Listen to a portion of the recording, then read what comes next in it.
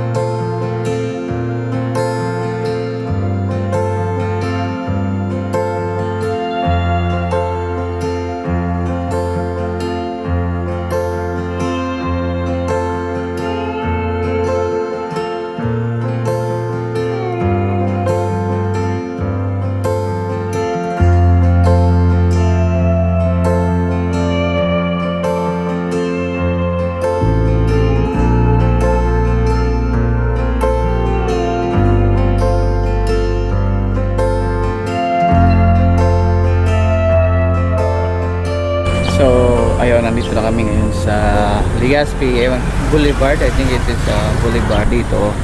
Makikita mo tuwing umaga yung mayon, kabuuan ng mayon.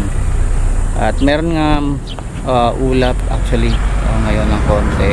Pero at least medyo hindi pa rin naman siya nako-cover ng mga kaulapan. At dito, marami dito ang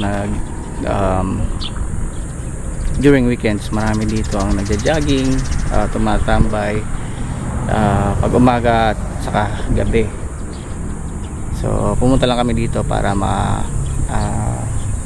ma-video natin yung mayon. Magkaroon tayo ng area shot dito sa Legazpi City.